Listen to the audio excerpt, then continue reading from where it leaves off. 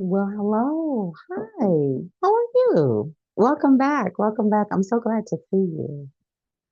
Well, different. Can I say something that might feel a little uncomfortable, but mm, um but like deeply relieving.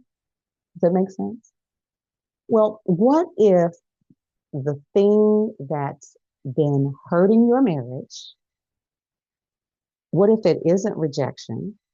What if it isn't a lack of love? What if it is not something that you caused? What if it isn't? What if you've been trying to emotionally connect with someone whose brain literally, and I mean literally, processes connection differently?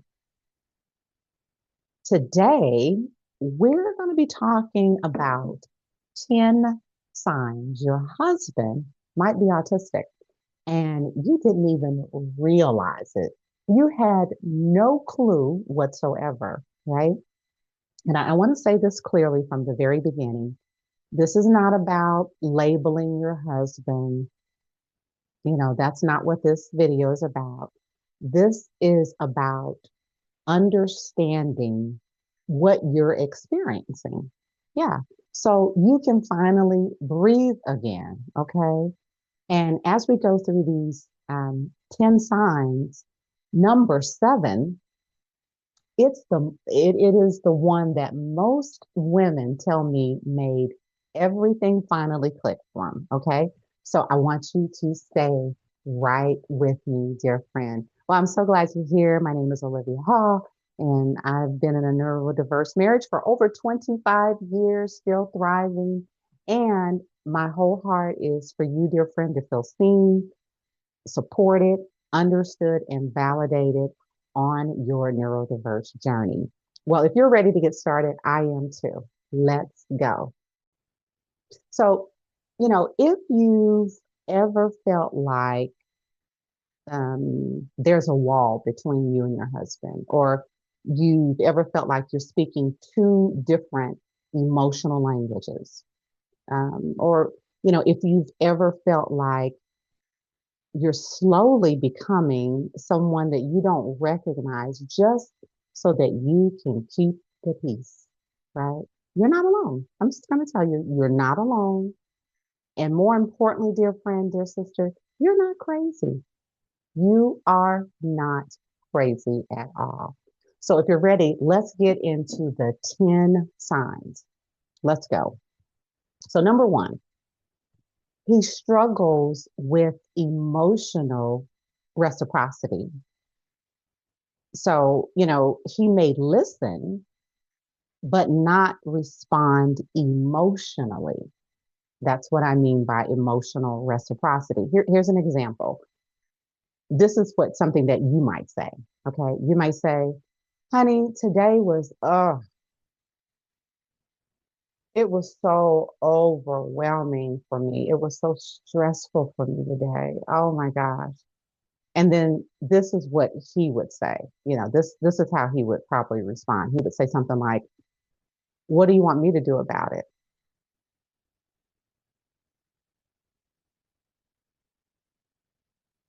You're like, hmm? Or he may say something else so completely off topic, inappropriate. It feels and sounds so insensitive, right? Have you ever experienced that? You were sharing your heart and trying to, and then he comes out with some kind of logical something, right? Um, and here it is, dear friend. Let me share something with you. He's not intentionally being cold or cruel. He's just not wired like you and I. He's not wired to mirror emotion, you know. you and I are friends. So, if you came to me and you said, "Hey, Olivia, I had a horrible, horrible, overwhelming day." I'm like, "Oh, and my response would be, I'm so sorry to hear that. What happened?" Right? But if I wasn't wired in that way, I could come up with some kind of logical response or something that's totally off the wall or inappropriate. And it's just because, many folks on the autism spectrum are just wired differently. Okay. And it's hard for them to mirror emotion. Okay, let's keep going. Number two, conversations feel one-sided. They feel one-sided or misaligned. So, you're trying to connect with him, he's trying to solve a problem.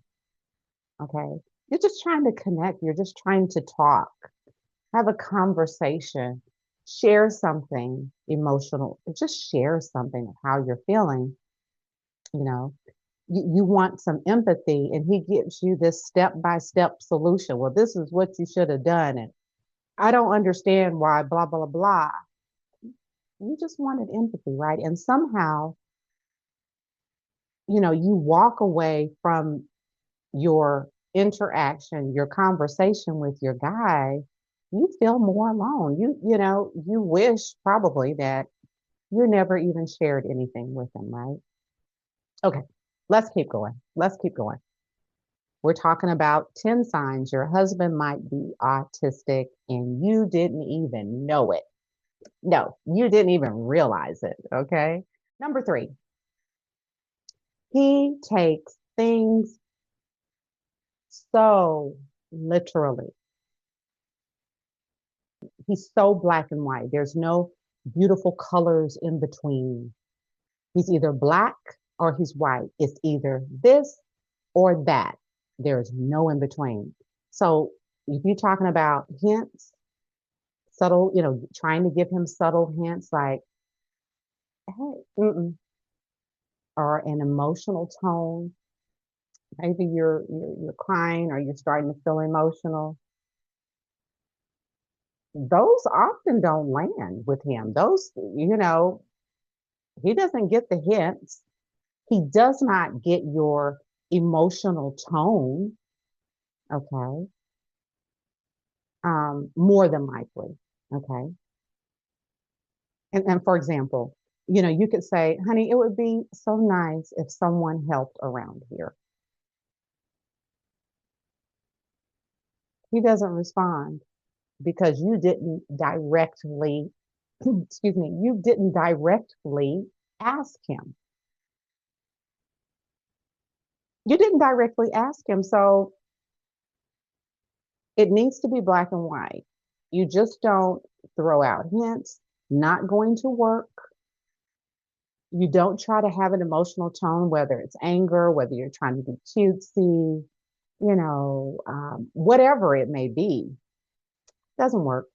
You need to have clear, direct communication with your guy. Yes, ma'am. Okay. Number four, you ready? Okay. He needs predictability and routine. Yes, ma'am. Here it is. Unexpected changes, they can feel so overwhelming for him. They really can. They can feel super overwhelming. Okay. Now, here's an example.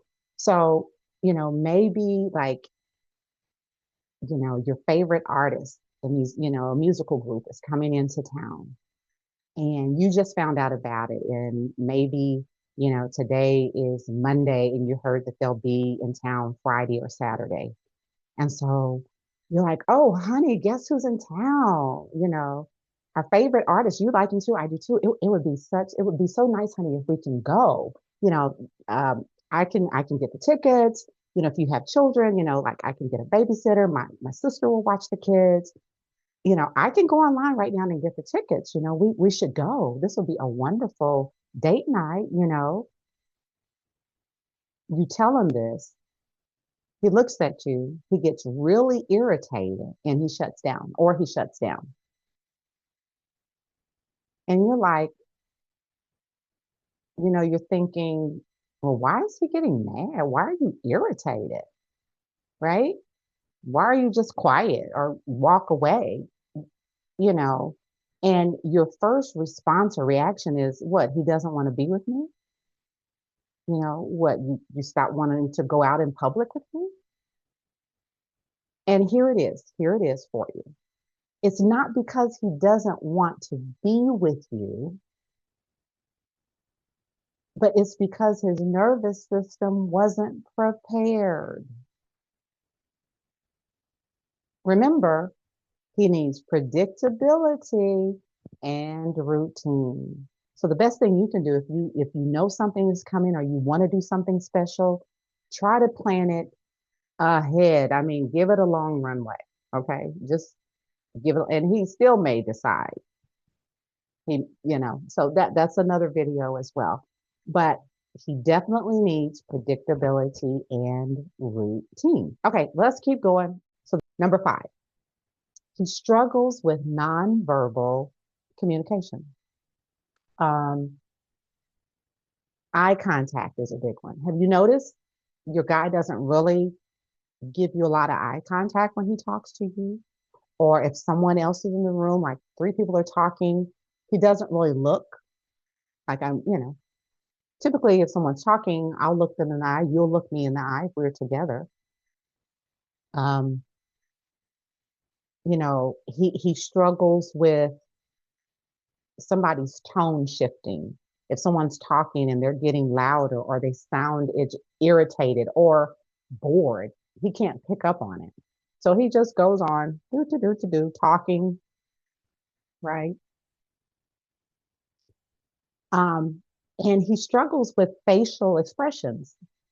So he can be talking. I'm like, now after 25 plus years, my husband has also gained skills and he's now learned my facial expressions, some of my tone shifts. Yeah. Eye contact, it's still, All right, let's keep going. We are on number 6, I believe. Yeah, number 6. He seems emotionally detached during conflict. And this one kind of hurts, it kind of hurts. It's a deep hurt, right? Um, for example, here's an example. You're crying during an argument, tears are falling, and you know, he's all calm, logical. It's almost as if he's unaffected, right? And you think to yourself, well, how in the world, how can he not feel this, right? How can he not feel it?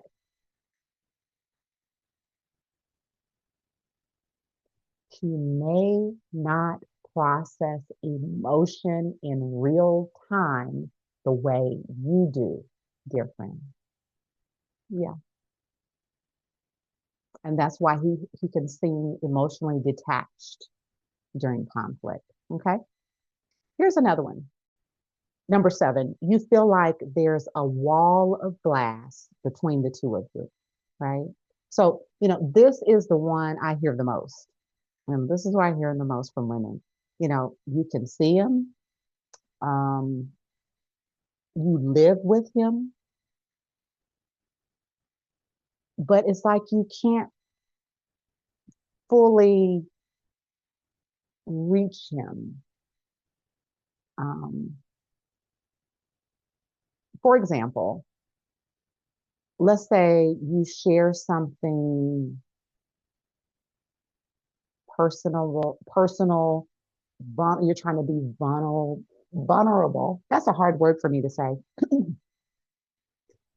And, you know, you might be emotional, tears may be flowing, and you're just trying to share something with him. And you're exposing everything, your heart, your emotions, you're just laying it out there, and it doesn't land with him. You might as well be talking to the wall.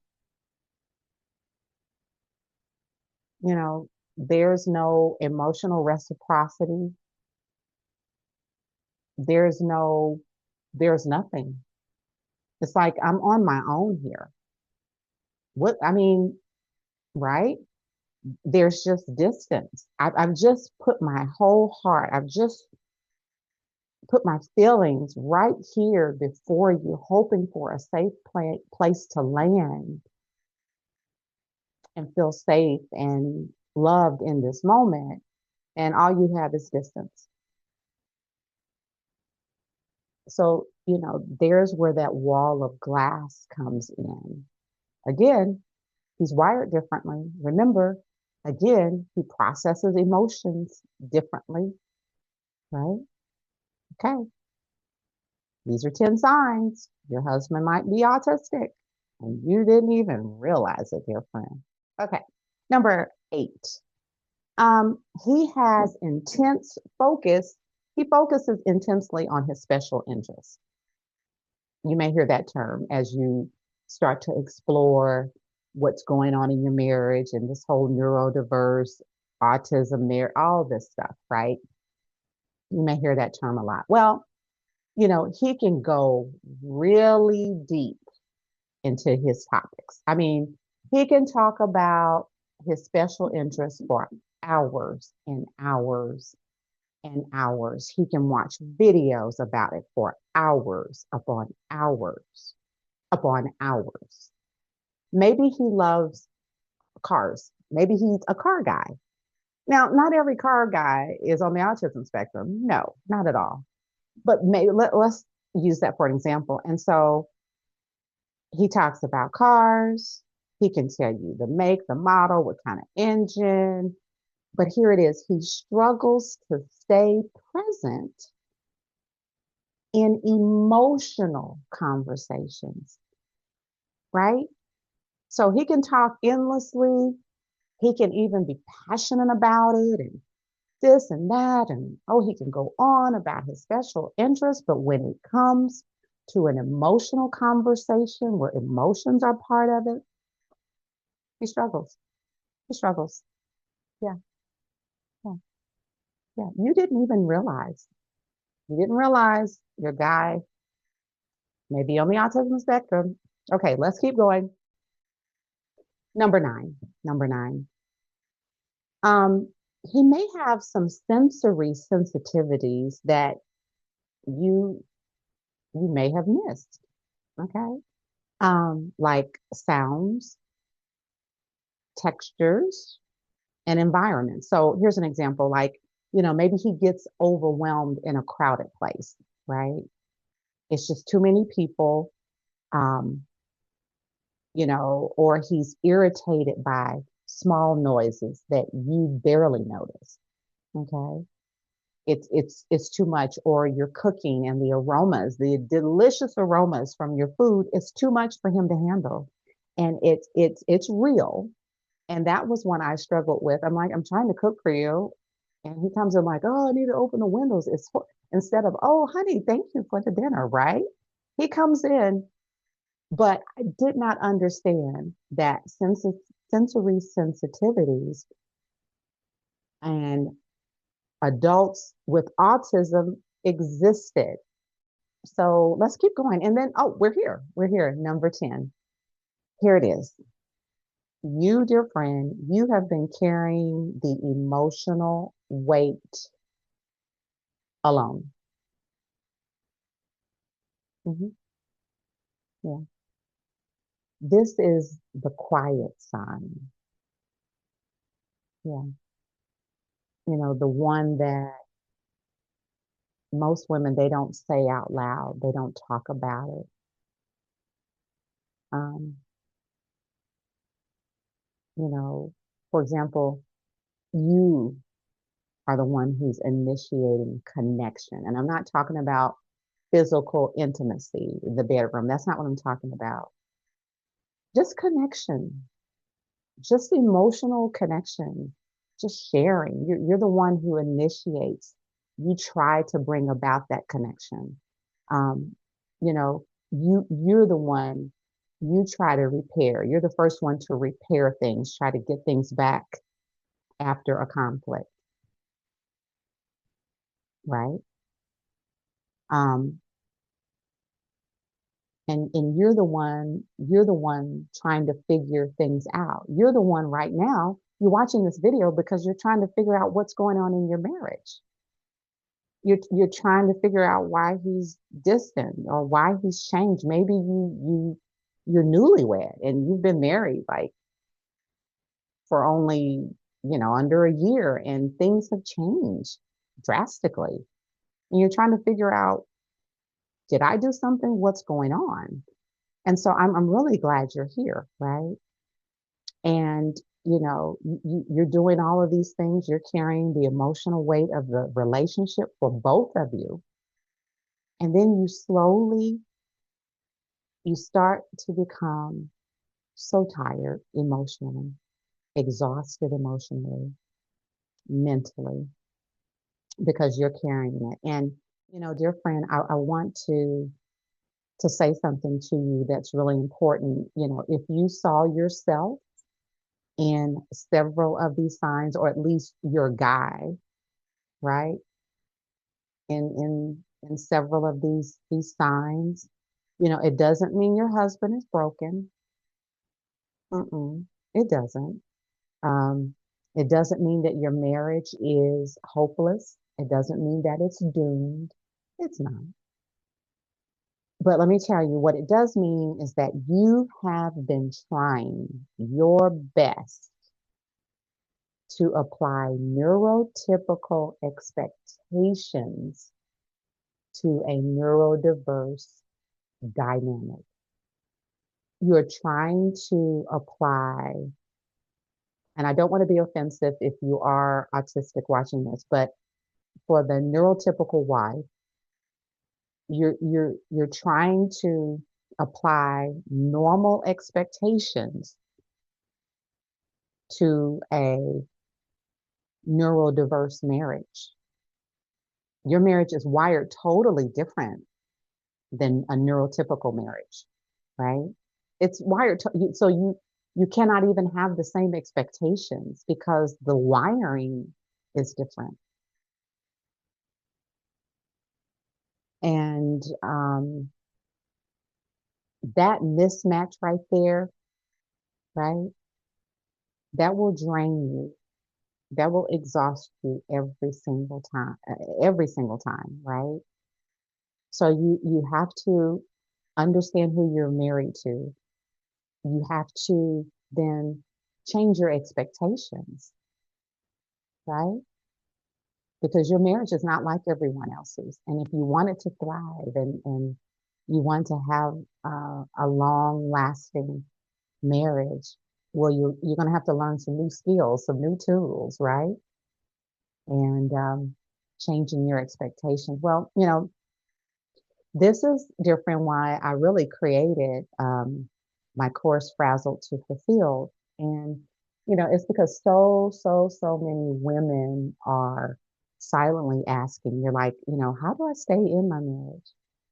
How do I stay in this marriage without losing myself? How do I stay in this marriage? I didn't need, this is not anything that I asked for. You know, I, how in the world could I have even dreamed of being in a marriage like this, right? Um, and those are the questions, right? And what I do, um, I walk you through how to shift from emotional exhaustion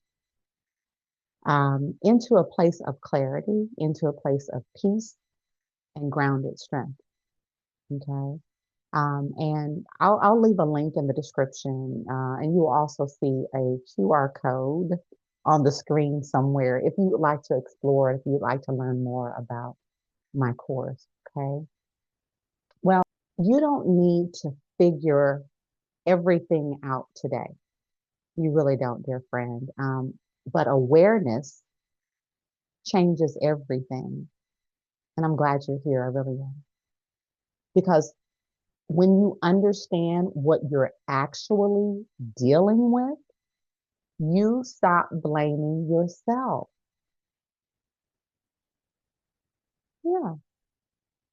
And that's where your healing, that's where it begins. It sure does. If this video made you feel seen, comment seen below for me. I would love to read that.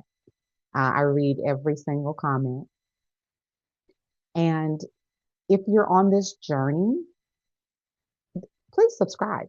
Please subscribe. Please subscribe so that other women on this journey can find this content, these videos, and that, this will reach them and help them in their own marriages, right? So please like, please subscribe, please share it.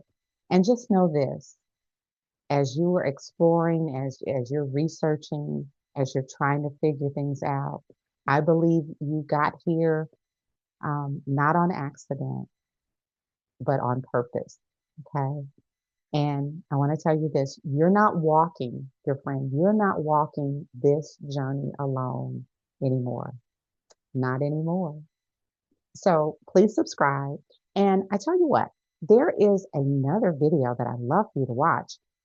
Here's some more signs of what autism can look like in your guy. So check out these videos. Check out this next video. I'll see you in that video. Until next time.